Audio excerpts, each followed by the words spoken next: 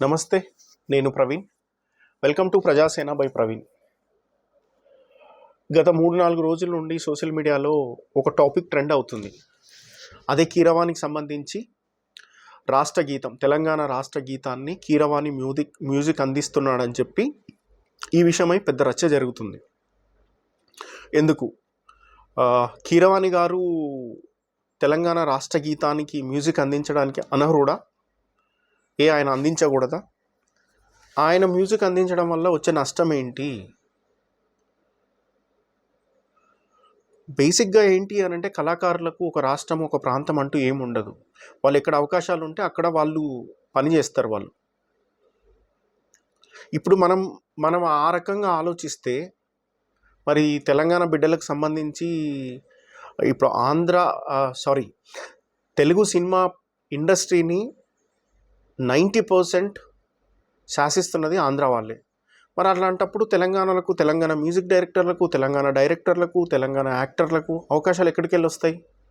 ఇప్పుడు మనం ఒక రాష్ట్ర గీతానికి సంబంధించి మ్యూజిక్ అందిస్తున్నాడని, ఒక్క పాటకు మ్యూజిక్ అందిస్తున్నాడని మనం ఇంత ప్రొటెస్ట్ చేస్తే మరి 90% ఆంధ్ర వాళ్ళే ఉన్న తెలుగు ఇండస్ట్రీలో మరి తెలంగాణ బిడ్డలకు అవకాశాలు ఎవరిస్తారు?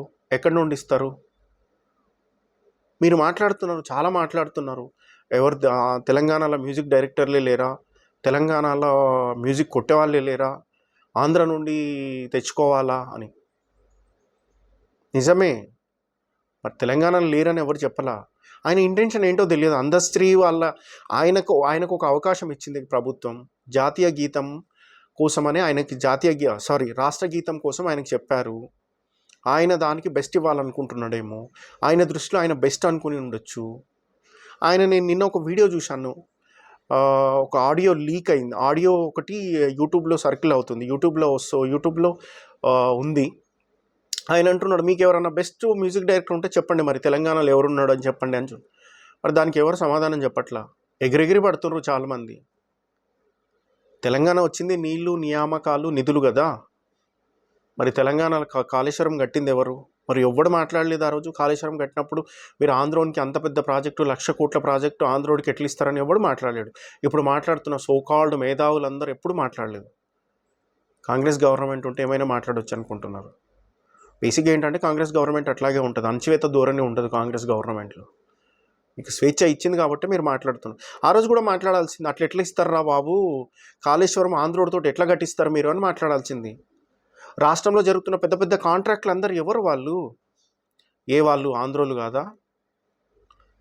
వాళ్ళందరూ తెలంగాణ వాళ్ళ? కాళేశ్వరం కట్టిన తెలంగాణోడా? మాట్లాడాల్సింది కదా. ఆ రోజు కూడా మాట్లాడాల్సింది కదా. ఈరోజు కేసీఆర్ లోపలేస్తాడని భయమా? అప్పుడు కేసీఆర్ నిర్దాక్షిణంగా అణచివేస్తాడు అనుకున్నారా? ఒక పాటకి మ్యూజిక్ మీరు ఇక్కడ ఆలోచించట్లా. ఇప్పుడు తెలుగు ఇండస్ట్రీని శాసిస్తున్నది 90% ఆంధ్ర వాళ్ళే. ఆల్మోస్ట్ అందరూ ఆంధ్ర వాళ్ళే. మరి ఇప్పుడు ఆంధ్ర వాళ్ళు, ఇప్పుడు మనం ఒక మ్యూజిక్ కోసం మనం ఇంత ప్రొటెస్ట్ చేస్తే వాళ్ళు మన దగ్గర ఉన్న తెలంగాణలో ఉన్న మ్యూజిక్ డైరెక్టర్లకు ఎందుకు అవకాశం ఇస్తారు? మన ఆర్టిస్టులకు ఎందుకు అవకాశం ఇస్తారు? మన డైరెక్టర్లకు ఎందుకు అవకాశం ఇస్తారు? వాళ్ళు తెలంగాణ వాళ్ళకి ఎందుకు ఇస్తారు? ఎందుకు ఇవ్వాలి వాళ్ళు? మనం గుర్తించాల్సిన విషయం ఏంటంటే, మనం ప్రాంతాలుగా విడిపోయాం, మనుషులుగా ఒకటే ఉన్నాం. మనము చాలా సంవత్సరాల నుండి మనం కలిసే ఉన్నాం.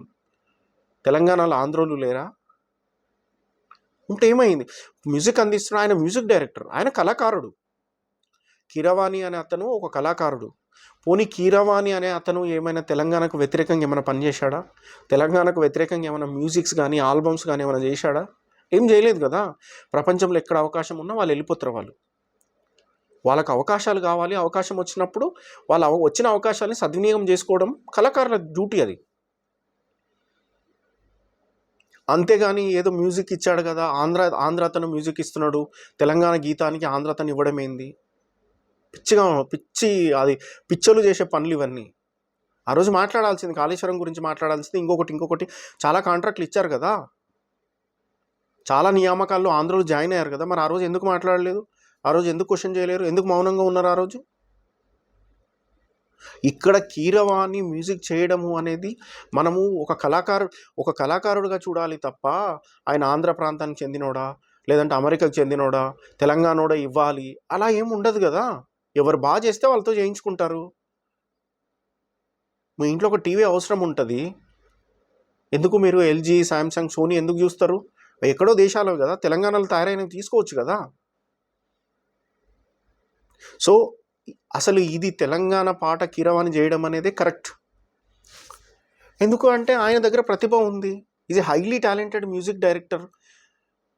చాలా సంవత్సరాలుగా ప్రొఫెషన్లో ఉన్నాడు. చాలా మంచి మ్యూజిక్ ఇస్తాడు అన్న ఇంటెన్షన్తో ఆయనను కన్సర్న్ అయ్యి ఉండొచ్చు. ఆయన బెస్ట్నే ఇస్తాడు ఆయన. మీరు ఆయన సినిమాల్లో కానీ ఆయన మ్యూజిక్ కానీ మీరు ఎక్కడ విన్నా తెలిసిపోతుంది. Is a best music director. దాంట్లో టాప్ 10 మ్యూజిక్ డైరెక్టర్లలో అతను ఒకడు. అసలు పేరు పెట్టాల్సిన అవసరమే లేదు కదా. రాష్ట్ర గీతం అక్కడ జరుగుతున్నది, చరిత్ర ఉన్నంత వరకు ఉండిపోయే గీతం కదా. అట్లాంటి పాటకు మంచి మ్యూజిక్ డైరెక్టర్ లేకపోతే ఎలా? ఒకటే పాటకు కదా. ఖచ్చితంగా అందశ్రీ గారు తీసుకున్న నిర్ణయం 100% కరెక్ట్ డిసిషన్. ఆయన డిసిషన్ని మేము అందరం సపోర్ట్ చేస్తాం as a Telangana persons. Keeravani చేసినా, ఇంకొకరు చేసినా బెస్ట్ ఇన్పుట్ రావాలి, మంచి మ్యూజిక్ రావాలి. ఆంధ్రోలు చేసిండ్రు, తెలంగాణలో ఎవరు లేరా, తెలంగాణలో ఎవరు దొరకలేదా? ఉన్నారు, దొరుకుతారు.